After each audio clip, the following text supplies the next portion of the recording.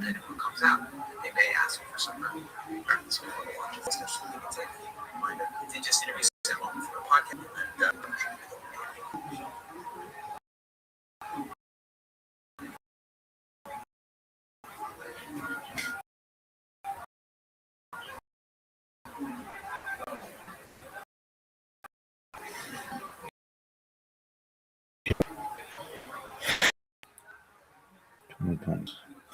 No one really knows for sure. Elevate, elevate, allocate. But this is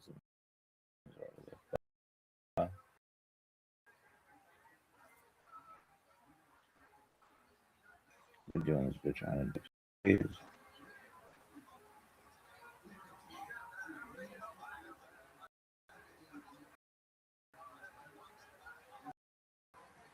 3761 creation of the world.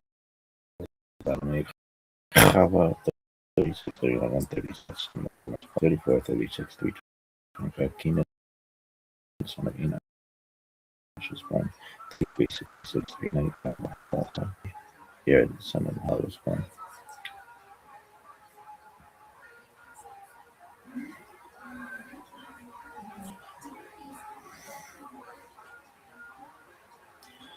Berkadada Nile, Hanam al Ka'alam, Shirkadishana, Mustaf Tabanu, Al Sephirat Ha Omer. Blessed are you, Hashem, our God, King of the universe, who has sanctified us with his commandments and commanded us concerning the counting of the Omer. Today is 40 days of the Omer, which makes Omer, which is 5 weeks of the Omer. May the merciful one rebuild, I don't know, the merciful one restore unto us the service of the faith place. May the merciful one restore the United States. Amen. Okay, you done? Doug, I would always sponsor day 40 of the Omer count. Why? Why not?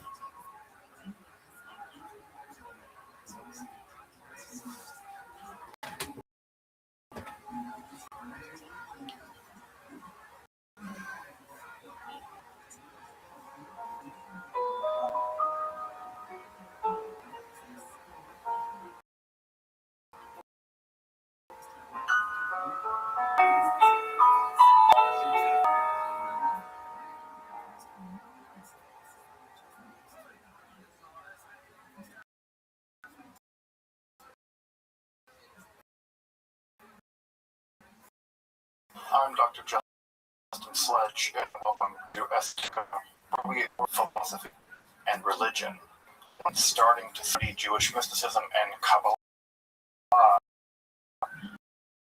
is getting a handle on just how those ideas developed over time.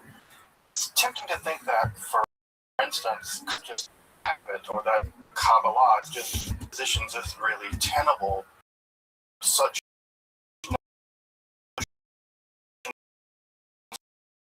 developed greatly through the ages and are still developing. They're now, and they're at a school introduction to Jew and Kabbalah from the point of view of its incredibly complex development from the prophets of ancient Israel unto the rise of modern in the 18th century. Of course, this series isn't meant to be exhaustive by any means. Bring forward deeper study and reflection, and hopefully historical and cultural context, and hopefully embolden you to dive into the primary texts, which are admittedly. Let me express my gratitude to Congress lectures here on esoteric. If you want, you can see the entire series on a playlist and uploading them over the next few weeks. these episodes after all from your series, you find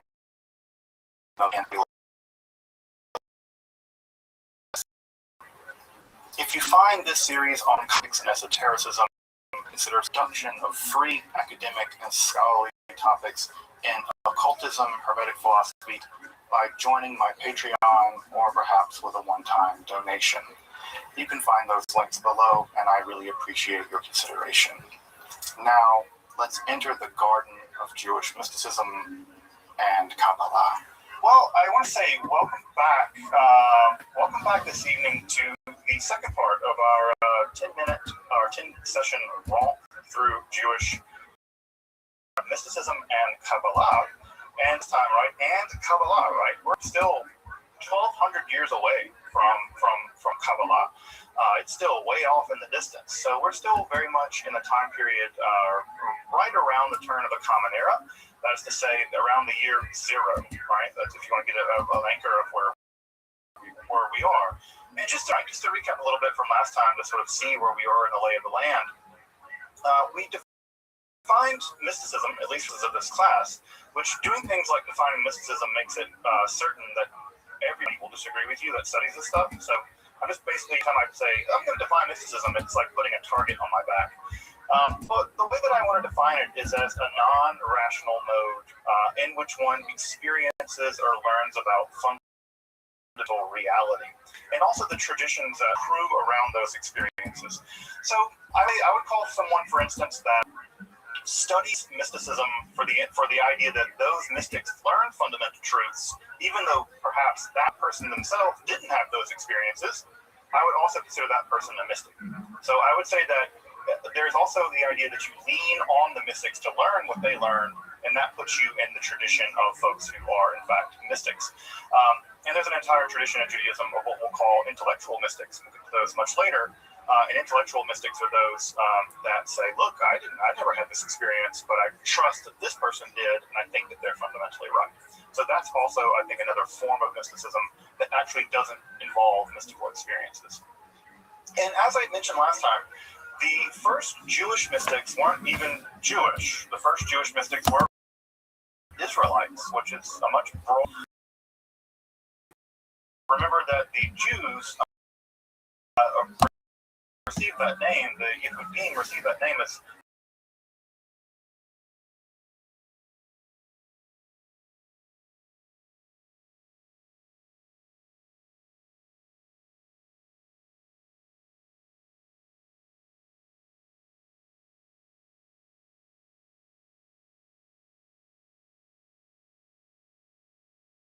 to say God showed up to them, God appeared to them, and on the other hand, for other people, God spoke to them.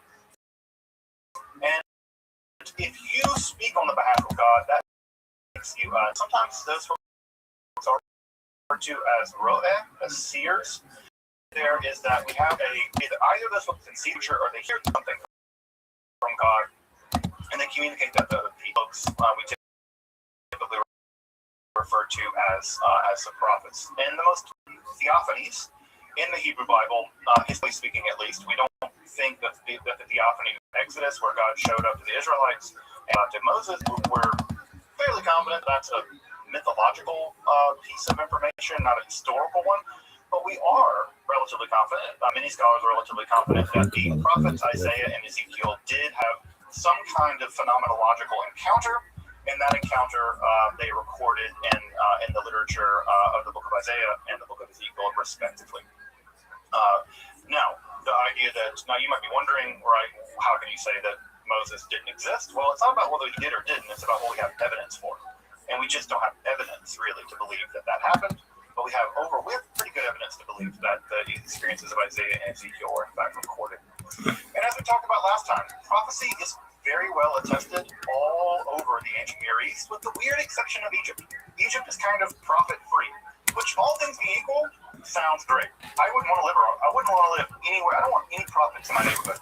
I don't want any guy walking down my street screaming at people because they're like, woe to the disbelievers, you're always going to kill you all. I'm like, I'm going to call the cops on you again. So I don't want to live anywhere near prophets. And so Egypt seems like a pretty great place to be prophet-free. But at any rate, we saw last time that there are a great deal of prophets that live all through the ancient Near East, and especially in the Neo-Assyrian context, which tracks very carefully, very temporally to the ancient Israelite context. And so we actually know a great deal about other ancient Near East prophets. We also know that one of the things that happened in the ancient Near East were prophetic duels. They just didn't take prophets' words for granted because they kind of seemed crazy. And if they seemed crazy to you, they seemed kind of crazy to people back then too, right? Just because you see Jesus in your toast doesn't mean Jesus is in your toast. It might be that you might need help.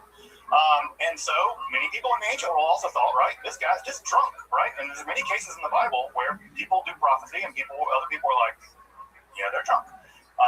And so this was an idea. And so we see other ancient Near East cultures engaging in prophecy and other mechanisms by which to detect whether a prophecy is reliable or duels between prophets to establish which prophets are actually telling the truth. Prophetic duels needs to be a video game, just saying. It's a fighting game, but with prophets. And what brings prophecy to an end and what sets us up for our transition to the night is that, as you may remember, part of what happens in the theophany literature of the Hebrew Bible is that the God of the Israelites, Yahweh, makes themselves known by revealing a bunch of very inconvenient rules. And by revealing all these very inconvenient rules, the idea is that the Israelites are bound to follow those rules, and we will protect them and give them and provide for them to have large family, cultural surplus. Well, what ends up happening is that for various reasons, the Israel state is destroyed and the Judean state is destroyed. And as you might imagine, when your entire theology is founded on a vassal contract, and your vassal, the person who justifies your vassal relationship, gets defeated, well, that's the end of that. And so, again, it's like you're living in a house and your landlord gets bought out by, some sketchy investment firm. Well, you got a new landlord. You have no longer a relationship with the old landlord. Well, now you got to deal with other gods. And so the Israelites have some pretty complicated problems in their hands. And the pretty complicated problem on their hand is we've predicated an entire theology on one system and it didn't work. Our God seems like either God is defeated or we're defeated, and what now? Right? What do you do now with an awkward relationship with your former landlord? And so what's going to happen is that prophecy, the idea that there are people speaking on behalf of Yahweh, what's going to happen is that's going to increasingly go away, right? And a new form of religiosity is going to emerge. And that new form of religiosity that's going to emerge is going to be a new kind of mysticism. And that new kind of mysticism is what scholars typically refer to as the apocalyptic. All right. Tanakh pop quiz. But you know this was coming. So, Tanakh pop quiz, and this is a trick question because, of course, it is. You're in a class about mysticism. Does anyone here know, and feel free to put it in the chat, where in the Tanakh are the events surrounding the Hanukkah story recorded? So I think I should say they're not. That's the answer that's the less wrong answer. You're certainly right, they're not recorded straightforwardly. Anyone know where the events of the Hanukkah story are actually depicted in the Tanakh? Not in the Apocrypha, like in the book of Maccabees, where they're literally described, but in Tanakh, in the Hebrew Bible, in the Old Testament, as you may know it. Everyone's like, why are you asking damn questions like this? I'm the one taking this class, right? So actually, you are right. It is not described transparently in Tanakh. It is, however, described encodedly in the book of Daniel. It is actually encoded in the book of Daniel. Now, the book of Daniel was probably the least read Jewish book in the Hebrew Bible. It's in some ways one of the most confusing. But historical scholars of the Hebrew Bible, scholars of the book of Daniel, are fairly confident that encoded in a very elaborate system of symbols, the story of the conquest of Syria, Judea by Alexander the Great, the civil wars between his generals that led to the various empires like the Ptolemies and the Seleucids, also with the rise of the Romans and the period of the Maccabean rebellion, are in fact described using coded language in the book of Daniel in chapters 7 through 12. If you've never read the book of Daniel, it's a very weird book. And by the way, it's one of the few books in the Hebrew Bible that actually has extensive sections actually written in Aramaic. In chapters 7 through 12, there is a section that is encoded using a very elaborate system of symbols that describes all the things I just put out. Now, what's very interesting about this section of the book of Daniel is that the writer, whoever's writing it, is describing the very beginning of the Maccabean rebellion, right? But they never describe the end of it. Now, that leaves an open question. Why don't they describe the eventual success of the Maccabeans? And they're very pro-Maccabean, at least, they're kind of tempered on the Maccabeans, actually, which a lot of people were because they were terrifying to anyone that wasn't a religious zealot. Everybody in this class would be killed by the Maccabees, just FYI. Everybody. They would have gladly killed all of us for being, like, not them. Which is always weird about Hanukkah. Hanukkah's a complicated idea if you're a progressive, liberal-minded Jewish person. Because you're like, yeah, I'm celebrating the very people that would have literally killed the Taliban, not the Taliban of Judaism. At any rate, we don't know why they don't finish. We don't know. They may have just died. You know, if it was a war and the Maccabees didn't like people who could, I don't know, read, and so they may have just got killed. It may have just gotten killed. And so we don't see the end of it. But what's interesting about it is we now have a really good idea about when the book was written, at least those sections. They were written sometimes after the Maccabean revolt began, before it ended. So we know it began around 160 and it concluded around 167 BCE. So we have a good idea about where that section of Daniel, when it was written down. Now, why would people encode things in strange language? Why would people encode things in weird symbols? Well, because there's a new kind of literature emerging, a new kind of religiosity emerging in the aftermath of the demise of the prophetic period. And that new kind of religiosity is what we call apocalypticism. Also, by the way, describing current events as if they're taking place far in the future is what we call in the literature ex eventu prophecy. The vast majority of historical prophets did not predict the future. We'll talk more about the ones that tried and failed in a minute.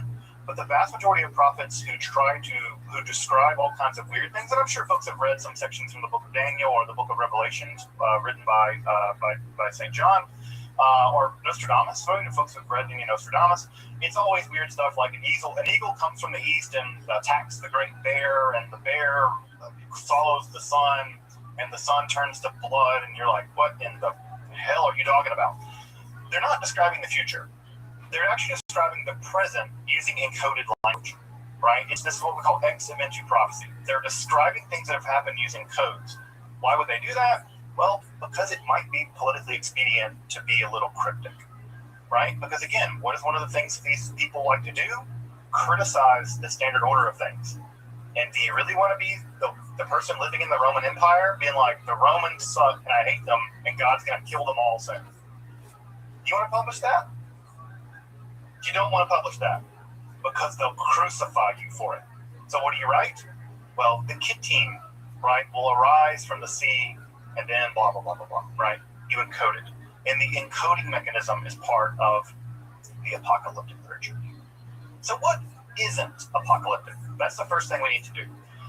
I know, right, that when most people hear the word apocalypticism, they're thinking end of the world.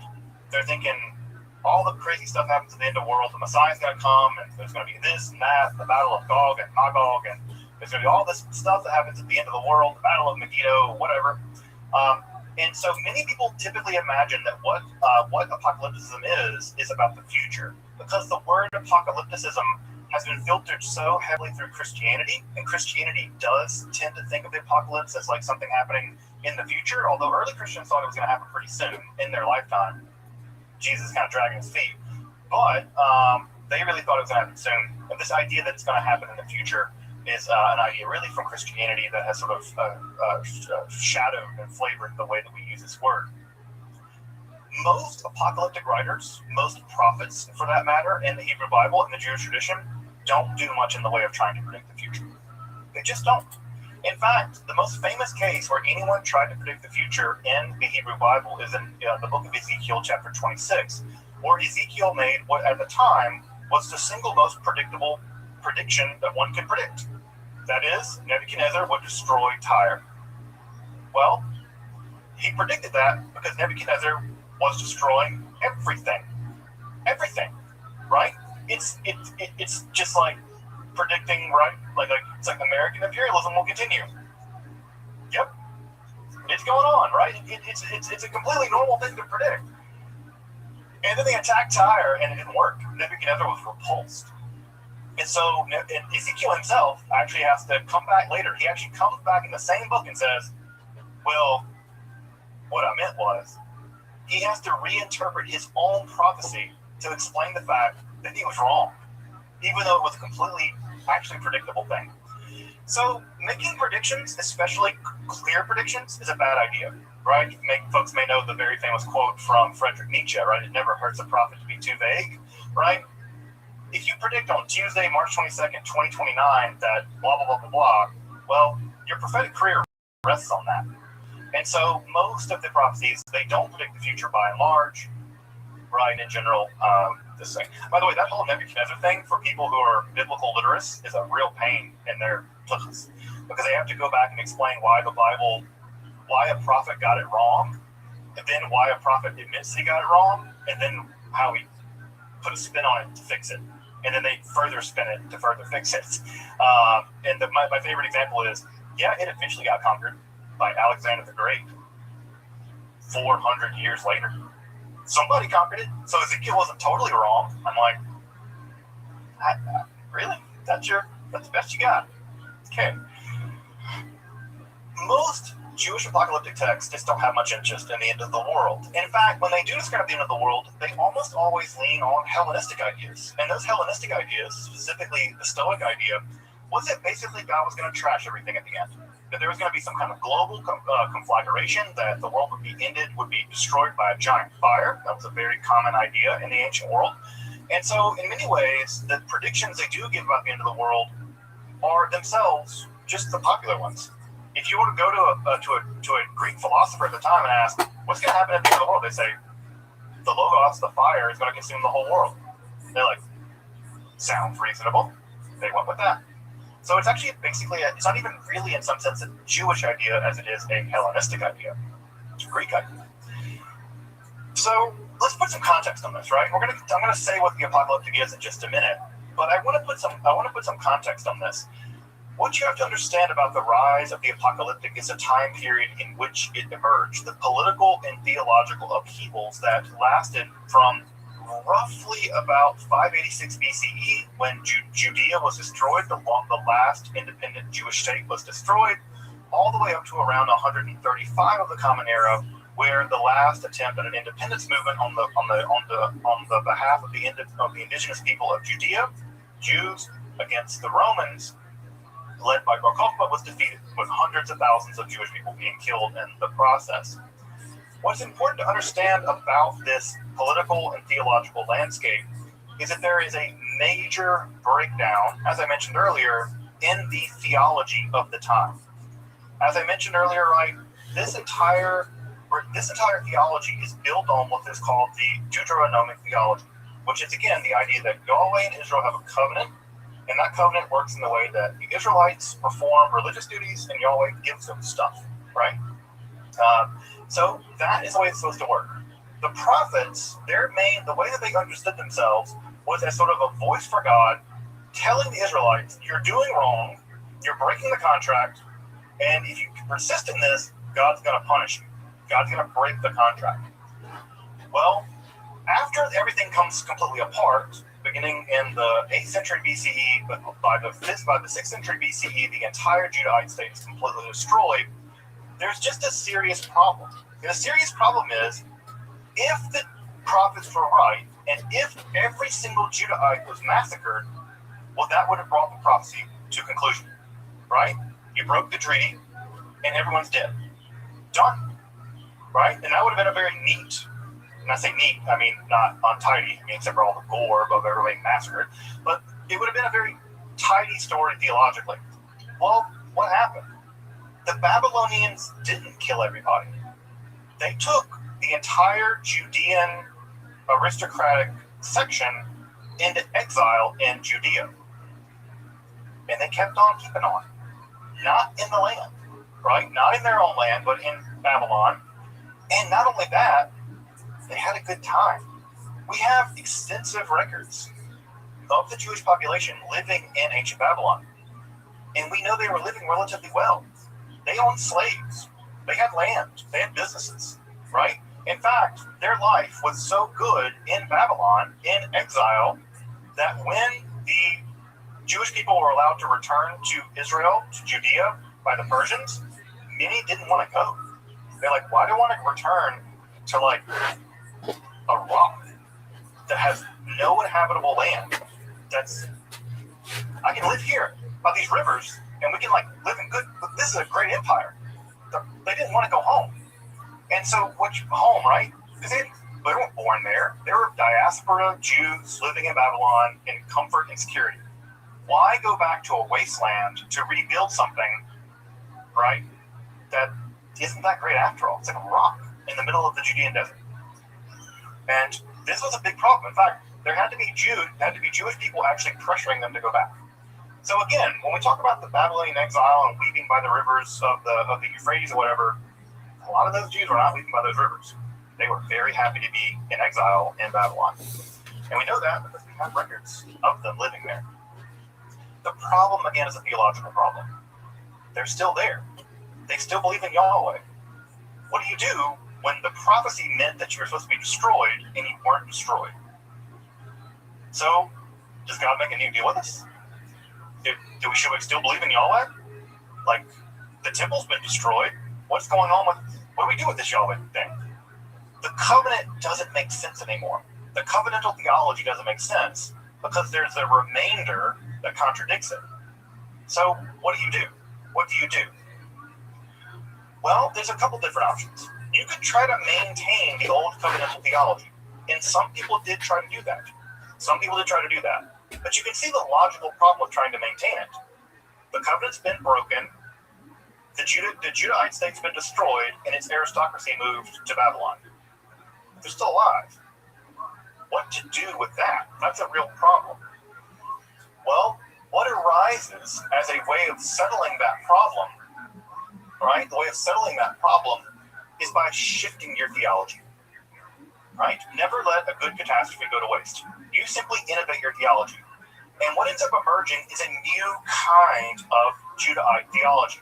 In fact, I might even argue that Israelite religion went into exile, but Judaism came back.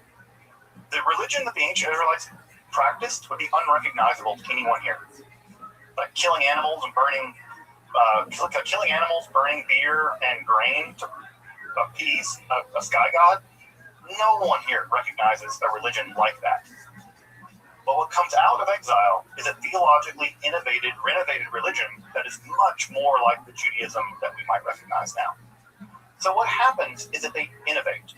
They theologically innovate. They develop a new theology that maintains the trappings of the old covenantal theology, but radically philosophically changes what it all means. And so, what are those kinds of changes? The first big change is that Yahweh can't just be the God of Israel anymore. To make this work, Yahweh has to be a God of everything. Not just God of Israel and what the other gods existing out there in the world, like this is what we call henotheism, right? Your God exists, my God exists, but my God can be of your God. That's what the Israelites basically believed. Now, the new shift is, not only can my God be of your God's not real. There's just one God. Monotheism emerges in the aftermath of this catastrophe. So the God of the Israelites is now said to be the only God, and that God is responsible for everything. And not just responsible for everything, but responsible for everything forever. God has a plan for the entire cosmos. Right? This is going to be decisively important. God is planning everything. And everything that happens is according to that plan, no matter how bad it is, no matter how confusing it is. In fact, the worse it is evidence for the fact that God is preparing something amazing. Right? So this kind of theology is going to be decisively important in this matter. So what also has to happen here, right, is that the Israelites, right, are going to have to begin to change the way they think about their relationship to this God. And the problem is, this God's going to have to tell them what in the world all this means. We're supposed to have this covenant, and it's supposed to do like this, and this is supposed to happen if we keep it, and this is supposed to happen if we don't. Well, we didn't, and we're still here. What's happening? Well, what ends up happening, what ends up emerging, is that new kinds of prophets emerge in which God shows them the plan. Right? And again, hear the language here, right? The older prophets heard God and communicated what God said. The new kind of prophecy sees what God showed them, and it's a much more visual movement. It's so distinct that we now think of it as a distinct kind of religiosity. It's not prophecy. Speaking on behalf of God, they're describing what God has shown them, what God has revealed to them. And that is a completely different phenomenological mode of experiencing mysticism. Right? A very different kind of mysticism indeed. Now, what precipitates this? How do they get the ability to, what underwrites this? And the answer is really complicated, and the short answer is, we don't know. We don't know. Because we don't have good records about how this goes down. The best theory I've seen is that what ends up happening is that the Judahites go into exile and they come in contact with an up-and-coming important religion called Zoroastrianism. Now you have to understand that when the Judahite prophecy is still relatively, what's the right word to describe? The ancient Babylonians are like the New Yorkers of the ancient world. They're cosmopolitan. They're literate. They have an ancient culture that's been there for 1,000 years. They are wealthy. They have multiple giant temples, each of which is larger than the Israelite temple. It was a metropolis on an order of magnitude that the ancient Judahites could not imagine. Ancient Jerusalem was a backwater. It was a tiny settlement of a few thousand people, right, with that little temple there that was, not much bigger than a basketball arena, right? You're talking about an aristocracy What up, Zoot? Relatively backwater people. Are you ready to lose? Contact with an incredibly old, incredibly literate, right? When the Judahites wanted to write diplomatic documents, they wrote it in the language of the Babylonians, Akkadian. If you're talking, nobody can hear you. They must have been bowled over by the hood of their existence compared to the Babylonians. Dragged off to New York, right? You just can't imagine the shell shock of what must have happened. Furthermore, coming in contact with a very dynamic new religion called Zoroastrianism. The Reform religion founded by Zoroaster, who we don't know much about. Even when he lived, it's not clear. But what's if I up, big summarize dog? Zoroastrianism to you, I bet it will sound immediately obvious what they believe. What up, Tim? Zoroastrianism is a basically dualistic religion that claims that a good god and an evil god Yo, are go. into a kind of battle for the destiny of the world. The forces of good. Yo, what are you saying? Talk. Non-physical spiritual entities, and those non-physical spiritual entities are in combat with other non-physical entities that serve the bad guys. Angels and No, demons. generally it is. People try to organize it into such, but is going to result in a titanic, it is catastrophic battle at the end of time. it is more of The forces of good will a win. lack of They will belief. throw the forces of evil into a neither world, right? And not only that, there are even Zoroastrian prophets of the underworld that was influenced. Wait a minute, Doc. By these tours of the Zoroastrian literature. Basically, Now, who's near the end of the more book, likely there's going to to be be a right savior about figure, a religion? who will lead the forces of good against the forces of Or evil. some alien And species out there? at the end of time, Aliens. everyone will be resurrected bodily. They will be judged, right? And there is a massive set of literature being composed by Zoroaster.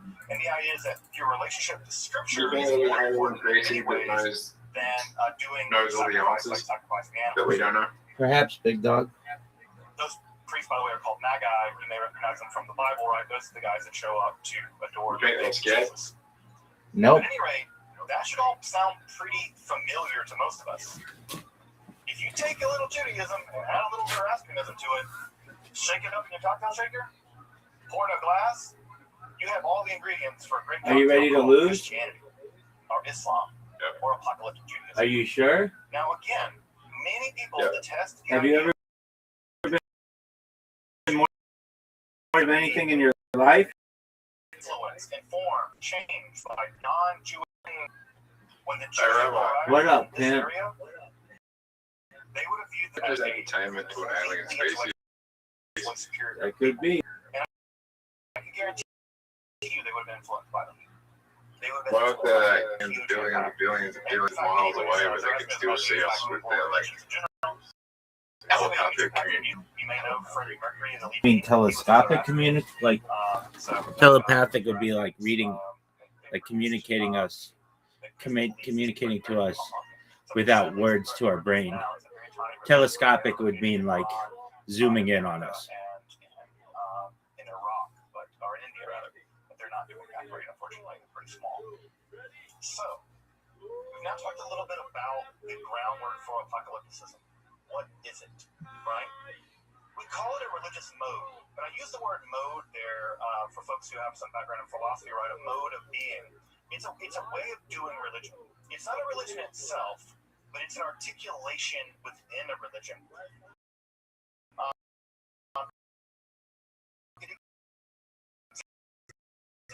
It began to exist primarily in Judaism, but Judaism perfected. It's when, in fact, apocalypticism becomes the religion. Right?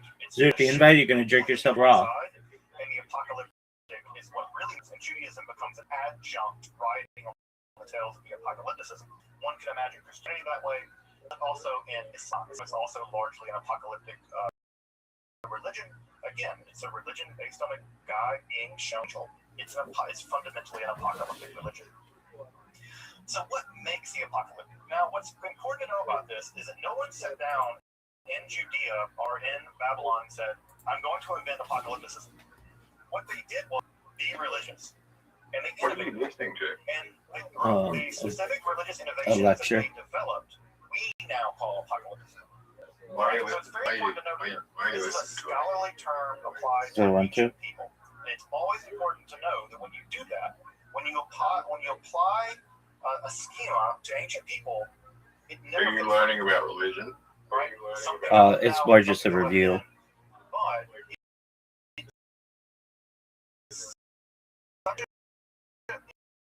it's such a stable kind of scheme. Or Prophetic religion of ancient Israel. what times? The first thing is what I mentioned here. I got I'll mention it first. Four. That's the last one. I'll be happy. Shit. Writing the word apocalypsis in Greek, which means to reveal or to uncover. And what's important about this literature is that what tends to group it all together is the idea that God is revealing something fundamental to the person, to the apocalyptic prophet. God's not speaking to the apocalyptic prophet, telling them, go condemn, I don't know, some king, especially like king, right? Go condemn those people for being bad and being rich. That's the way a prophet like Amos worked. God spoke, and Amos went and said, right, woe to you people, cows of Bashan. No, here we have God revealing various kinds of things to a human agent. And typically, that's being mediated by a divine, semi-divine being, typically an angel. So an angel shows up and says, let me show you something. And what do they show them? Kinds of things. Typically things like custom.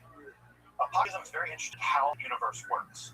If you've ever read the Hebrew Bible, one of the things that is weirdly missing from the Hebrew Bible is discussion of right? There's no rules of like, what is the world exactly? Because they're not really interested in what is the world exactly, right? They're interested in what's going on in Judea with this thing. Is peer pressuring cosmology becomes someone very to fuck important someone in, else? in the apocalyptic mode of Judaism. Also, they're very interested in the past.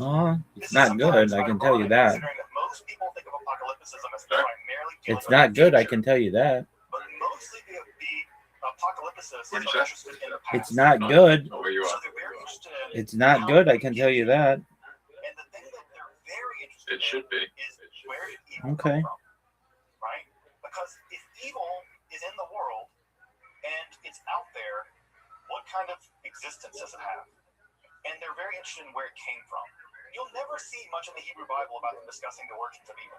Right? Even the whole talking snake in the Garden of Eden, the writer of that story in the book of never said it names some things, right? You have to work for bread and women's child pain and the pain in having a child will increase. By the way, it says that the pain will increase. It never says it wasn't. Off the rails, right? The apocalyptists will be very interested in this. So why are you losing by so much? Right? The Bible doesn't do much more of symbolism on it, right? But the apocalyptists will be very interested in symbolism. Because I'm going to get the bonus, which will help me. Are you sure about that? And also, again, as I mentioned earlier with the exhibit to prophecy, they're going to be really interested in engaging in the same kind of social criticism that some of these local Israelite prophets, but they're going to be doing it in a way that in a literary form in which they encode those criticisms by describing them as if they're happening. Oh, fuck you, Zoot. Right? So they describe What up, presidents Zoot? in a code way as if they're happening in What? the future. That's going to be a tip-off. I'm just going to play the launch track. We'll talk again. Amos didn't encode anything. He called people cows for being rich. He's like, you people are bad because you're rich and God hates you. You know what the worst part about that is for you? What's that, Zoot? He's like, I hate you people and God hates you too, right? That's not what these apocalyptic folks do. Also, what they're really interested in is in oppression and tribulation. Specifically, why bad things keep happening to us. If our God is the only God, and we have a special relationship with this God, why did the Greeks just like whip our ass? Like, that's a bad thing. Like, we just got whipped by the Romans. They just killed like a bunch of us. Like, what's going on, God? Right? That's a real important question to ask, right? I mean, we all ask the sort of why bad things happen to people question. For sure. It's like, why did we all get wiped out? Or most of us. They're very interested in why this tribulation is happening, right? And again, I say tribulation. The idea is it's bad for a while, but for the apocalyptists, God has a plan. And not only that, the apocalyptists claim to know the plan, right? They claim to know the plan. They're also at some level interested in the end of the world. Right? Now, and I say the end of the world, what they're really interested in is the righteous being rewarded and it being damned. There's no hint of that in the Israelite religion. Everybody in the Israelite religion went to the same underworld. Sheol. It doesn't matter if you're a good person or a bad person. Well, the apocalyptists, yeah, baby. That's not fair. Bad people will get punished. This idea comes directly probably from Zoroastrianism, right? So bad people get punished and the good people will get rewarded. That's the extent, really, of how things are going to go down in the future. And of course, right? Why does that make sense? Well, it makes sense because a lot of good people, or at least people they thought they were good, were suffering enormously under foreign occupation.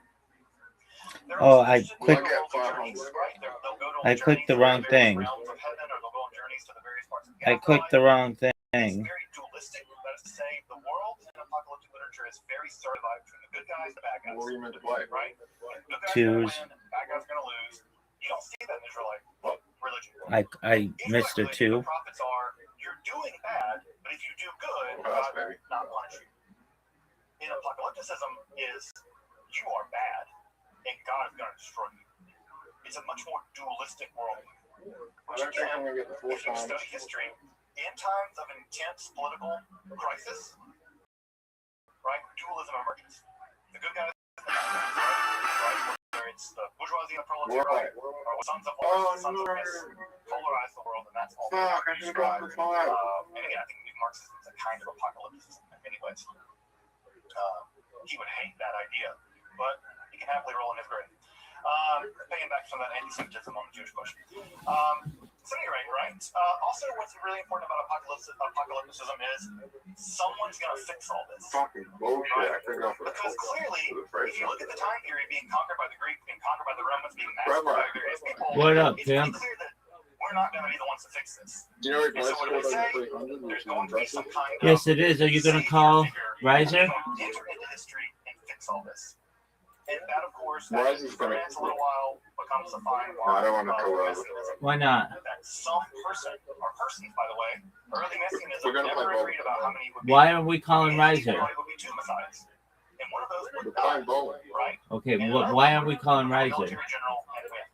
So ancient Judaism was never clear about there being just one Messiah. Many sections of Judaism actually believe there would be at least two. Why do you say that? So, right? Now the Christians fix that by like having him die and come back later. They're just waiting on that last part. So they kind of roll it into one. Why do you say that? Also, there's all kind of anti-Messiah characters, right? If you have a good guy fighting for the good guys, you're gonna have a bad guy fighting for bad guys. That's the Antichrist, and there are lots of different stories about. Yo, why would you say that? Christianity really likes the bad guys too, and they make for good movies. The structure of heaven and hell is going to be a big Riser. part of the apocalyptic world. If they're going to describe to you where you're going to go when you die or when you get resurrected, they want you to know about it. And if there's really vivid depictions Riser. of the Or hellish Zoo. worlds and the afterlife, it's pretty motivating. Like, I don't want to go there where they like boil you in excrement. Zoo, why would you say that? Bad. I don't want to go there. I'm going to be a good guy. What are we playing? Right? Zoo, So why they're would you very, say that? very interested in the structures of the various heavens and the hells. And they're also interested in the idea Okay, but do you that realize behind that the that's scenes, not what's funny? apparent to us, the world is actually being dominated by Hello, a vast majority Okay, well, why don't you call him then? of spiritual creatures. Hey, Technically, we don't know them as Rabbi. angels and demons. Dude, I asked you a And so, question. again, if you look at the Hebrew Bible, there are basically very little in terms of angels and demons. They kind of show up from time to time. Zoo, why don't you call Riser? Apocalyptic, they are everywhere. Angels and demons Can we are play literally bowling on 10 all frames? around you, engaging in We can play bowling if you call Riser. for the destiny of the world, Can we play it with 10 frames? right? And every We country can has play its on own 10 frames if you right? call Gabriel's Riser. angel of this country, Gabriel's angel of this country, and every country has their own demon, etc. Do we usually play on 5 frames or 10 The frames? scale of things is Five, so because big. you're awful. In Israelite literature, they kind of Why don't we like switch the it to 10 Egyptians, to see if I'm and better? they kind of don't No, like the Assyrians. you're just going to be But worse. you never have a Call global Riser, analysis of and the then we world. can play one Because game of they're 10 kind of frames. parochial people. The apocalyptic writers are not parochial. They imagine the entire world What if he divided doesn't into know? countries, and they explain You don't know science until you do in it. terms of this spiritual battles that are going on behind the scenes Tell you, that we don't see. Okay, but why don't you call him? Literature, which we'll talk about more in just a moment, is typically pseudo-anonymous, although they like to claim that very ancient people wrote them. So Enoch wrote this, or Abraham wrote this, or Shem, right? I'm So they Ray. like to allege ancient authorship. Ray. Because, if it's just like Menachem the Jew down the street wrote this, who cares, right? Like, Manny wrote a book about angels? Oh, yeah, Manny, the guy that fixes their shoes. Like, the hell does he know, right? So, Manny the shoe guy, Manny the cover's like, nah, Enoch wrote this, right? And so he puts Enoch's name on it, right? The patriarch who never died and was like, Noah's grandfather, whatever, or father, Noah's father, like, yeah, Enoch. That dude, Rabbi, he was Rabbi, real. Rabbi. Let's read his book. Right? Oh, So throw a name on no there, and people fucking read your book. way. You're not going to read Manny's book about the end of Can the we world. play? No one cares about Can we that. play 10 frames now? Yes. So let's talk about this literature, right? Let's get into So what it makes this can work, go right? Why back. would anyone write all this stuff down? Well, the first is historical and psychological. You're living as Judahites in a world of theological and good, political gang? turmoil. Doug, I slept so long today. I don't know about you. I don't.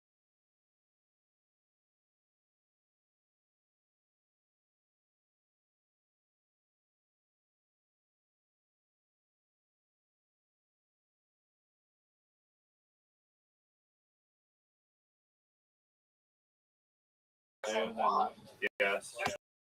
No person I don't think of, right? Essentialist as the day is long, right? And you're still going to want to know what's going on. Why is it happening?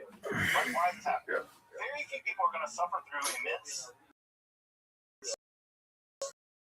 like, physical physical and psychological turmoil to themselves. So what do? They try to explain why it's happening. Further, right? Not that they want to explain why it's happening, they want to feel like it's not for no reason. No one likes the idea I wish I that you didn't just went through a traumatic suggest playing experience 10 frames. and it's meaningless. You're on a rock. You demanded it. In the middle of a void in a 4 billion I year thought planet, 10 frames everything per that's second ever or happened to something. you. It's not like you're not going to No. be a memory. This Earth won't even exist. Is that my We fault? don't want to. That doesn't make sense from a human perspective. We want to understand why our traumas are happening. We want our traumas to mean something. And so, So close. what they mean? Well, the overwhelming data we get from the apocalyptic literature is that God is Rabbi's going to everything that's happening in the world. Rabbi's going So to this is very deterministic literature, and that your suffering is not random. It's part of a plan. game. And what's that plan? The end of the world. Right? The world is going in a very specific direction, and God is going to make things right. Punishing the wicked, rewarding the righteous. That was all awful. part of the plan. I think awesome. Dude, 10 frame is so long. Dude, 10 frame is so long. Why did you say 10 frame? 10 frame is so long. People can get through anything. As long as they have a reason why it's happening. Right? I think I may have it backwards. Right? So the idea here is that basically what it's all the apocalypticist has been part of this entire whole Oh, like the resolution? No one likes being colonized. No one likes being oppressed. Wild. No one likes having their country destroyed by foreigners. No one likes foreigners moving into their country and taking all their stuff and enslaving them. Clearly 5 frames per second. It's about 40 frames. And so you want to protest against it, right? You want to protest against it, right? When the French come into Algeria and destroy that country, Bro, how many frames per second do you think this game is? 69. Protest against it. Now, there are a lot of different ways you can protest. One way to Okay, protest that's a bad guess. is militarily trying to fight their own. So I guessed it, baby. You can try that. And people did. And they had very limited success. You can also write books about how they're bad. And God hates them, and God's going to judge them, and God's going to kill them. Zoot, did you know that it's your turn? Now, again, as I said earlier, you can't come out and just write that way. Zoot, you know that you have the lead on Riser? Now, Tiberius sucks. God's going to kill him. They're always going to be like, that's interesting. How would you like to Zoot, be we are president? never They're playing. not going to do it. They're coded. And if you know, you right? I'm a being, right? If you know, you know. And anyone who knew how to read this literature, What up?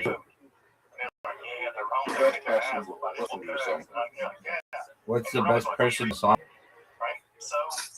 Yeah, what's the best passion?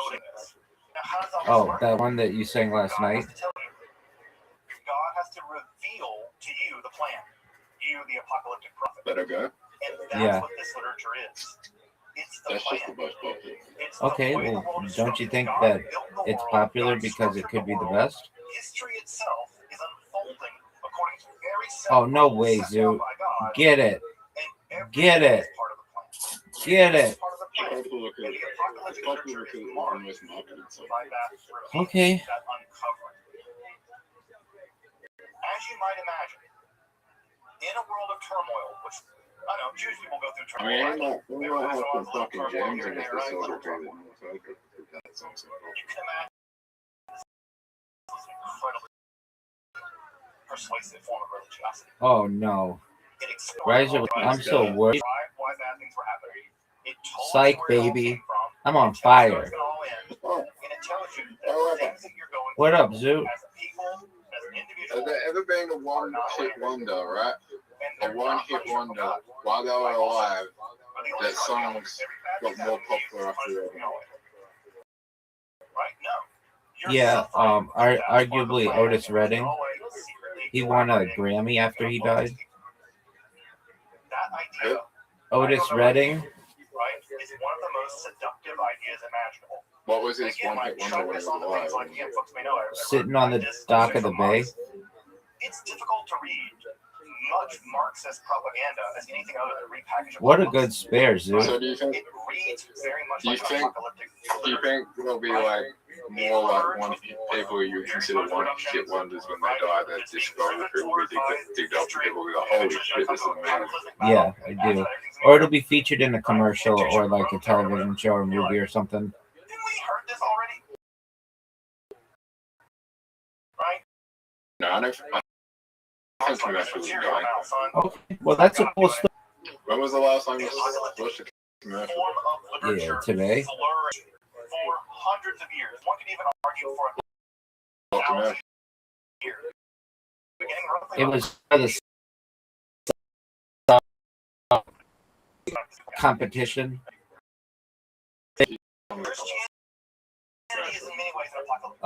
Yeah, I watched one for cinnamon rolls yesterday or the day before. I like looked it up. It was from the 1990s. What a good shot.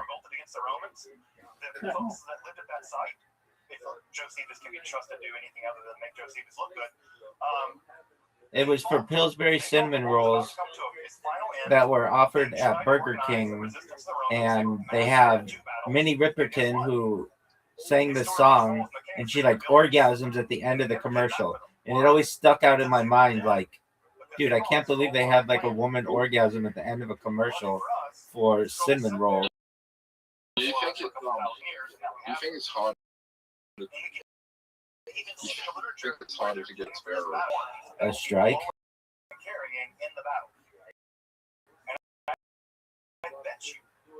When the Roman soldiers were like, why are they blowing and stuff? Right? Dude, consider yours to be dog shit at bowling or just terrible? It's a great question, Zoo. I don't know. I'm dope. Yeah. On the scale of dog, The I'm big like, books of the Hebrew Bible, like the book of Daniel, is imbued with apocalypticism. The War Scroll in the Dead Sea Scrolls is a very apocalyptic text. Perhaps the most famous apocalyptic text of all time is the Book of Enoch, a book not included in either Christian or Jewish literature, but preserved, thank God, by the heroic people of Ethiopia, who have never been colonized, FYI, because they fought like the devil to have it not happen, and they're brilliant tacticians. They preserve all these writings. I don't think so. In Judaism. So anytime Oh, what a great spare. what the Ethiopian people have done to preserve Jewish writings, I am in enormous thanks for what they've done. I agree. So what's going to also happen, and we'll get to this next time, is that apocalypticism is also going to give rise to a new form of mysticism called the Merkaba mysticism, which we'll be discussing next time. No. How do you get this vision? Yeah, he How do will. you go He see will. what God No has to show doubt. you, or what angels have to show you? Well, But neither of you are for touching. this, and a new form of mysticism arose. No. It's a subset of apocalypticism in which mystics describe going into God's palaces and being shown this stuff. We'll get to them next week. It's what are you gonna get, like 150? 69. As you might imagine, that's pretty interesting. Apocalyptic Judaism, right, and rabbinical Judaism, however, never quite saw the rabbis never fully embraced apocalypse. The rabbis are all about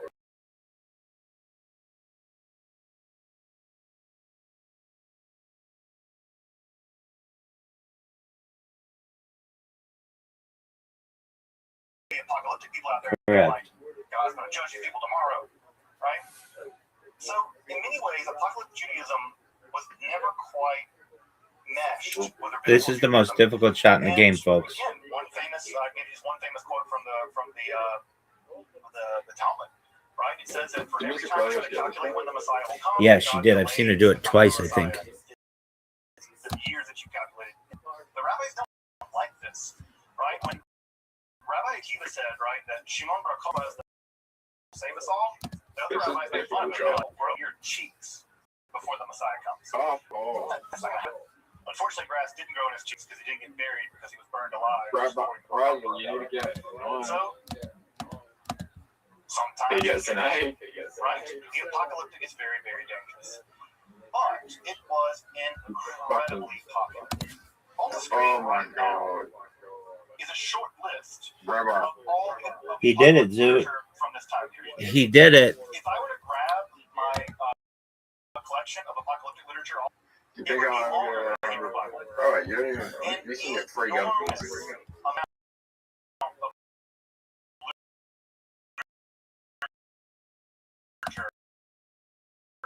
Right, was produced in the very copies of the book of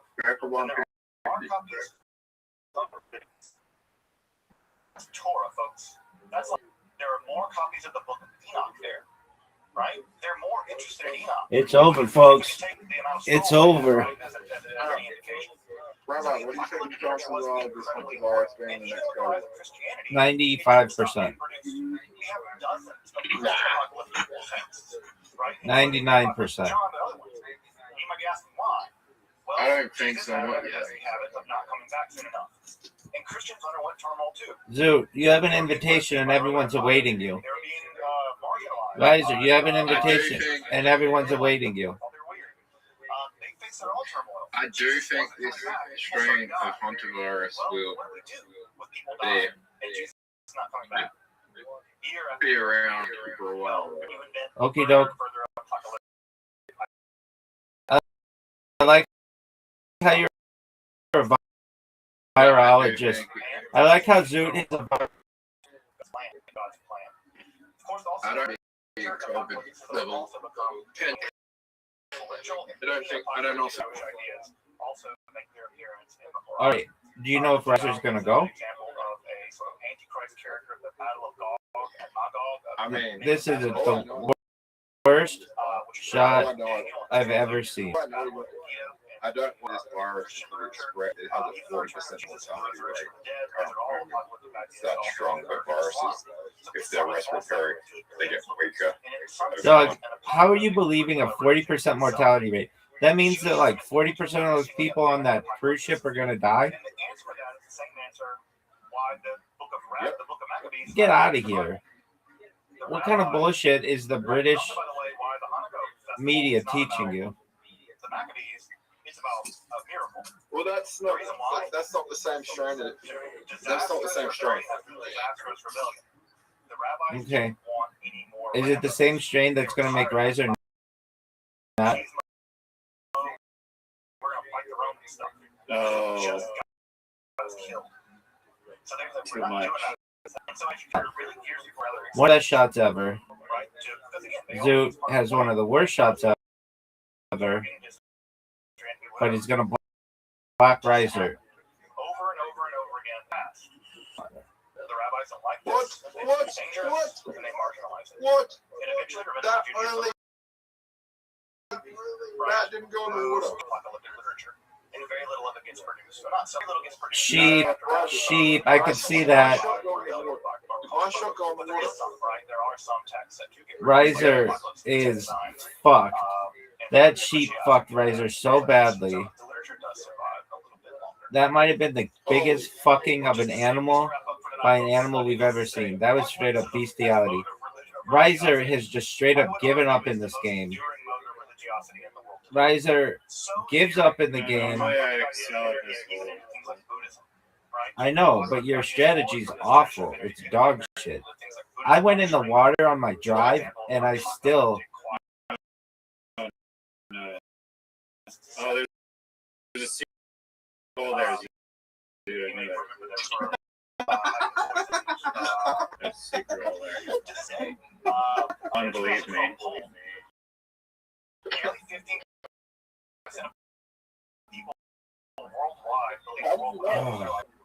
I don't know, it was like the perfect spot to put it. It's like no one ever shoots it onto like the other side, like the arrows. I know you played the Texas. And other kinds of things. And again, of course, those folks.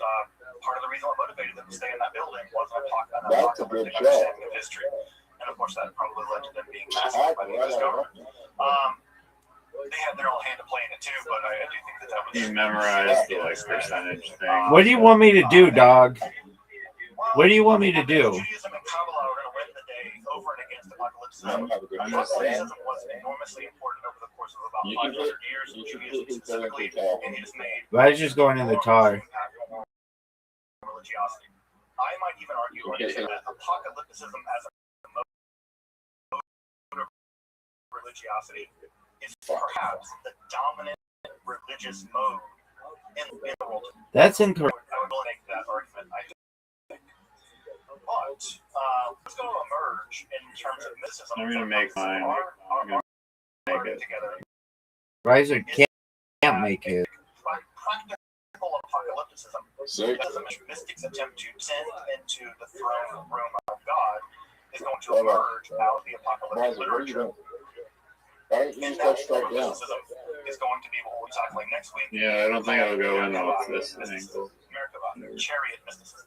You also may know the word Oh, Merkava. Yes, The welcome. Israelis have named a tank. Their Nice. equivalent of the Dog, what the fuck is this? after the chariot of God, which seems One of the best shots that either of you have ever witnessed, and I did it without even thinking, because I'm a pimp and I'm a West Side gangster.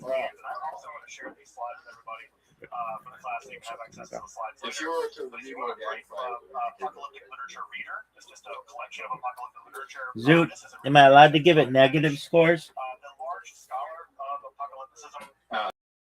Zero.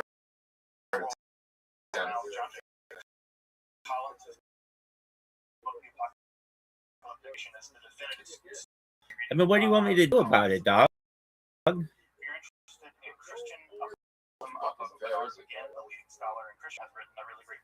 Did I choose the whole? Did I choose to go first? And of course, also John Reeves has published another text on trajectories in Near Eastern apocalypticism, and this actually covers Jewish apocalypticism through the Middle Ages. It doesn't get much play, mostly because a lot of it's not been translated, but Reeves provides. Do you guys want to make it illegal to use the tent in the future? There's also forms of apocalypticism that survive into Jewish apocalypticism that survives into the Middle Ages. So, again, another form of mysticism that emerges. I don't know, it's part of the game. The breakdown of prophecy, but renovates prophecy. Would you agree with this statement, Raza? Phenomenologically different task to show rather than tell, and show what You're safe in not being born. plan of the universe and how you, as a Jew, right, or as a non-Jew, maybe as a Roman, Safe for not being born than being born. and that mysticism, I think, is just incredibly important. Christianity. What does that even mean? No one knows what that means. It's none of this is imagined. You're never in danger. If you're never born, you're never in danger. Beginning of the 4th century. Welcome back, and thank you for joining me as I explore.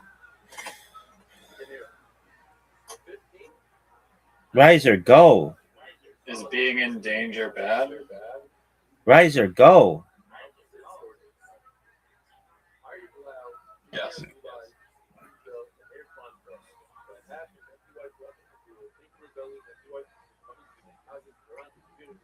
Can't believe that I cannot be beaten, that it's over, that I could be.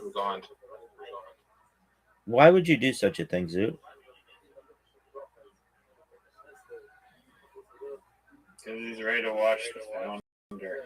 Zoot, are you ready to watch The Founder? I'm saying it. Okay. Does that mean that you can't watch it again? I fucking hate that movie. Dude, it's like the best movie of the last 10 years.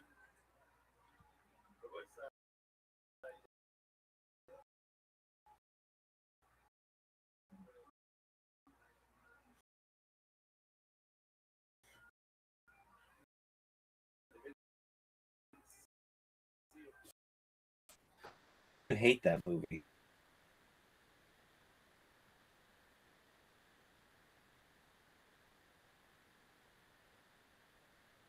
One bitch, Linda Cardarelli, who is beautiful.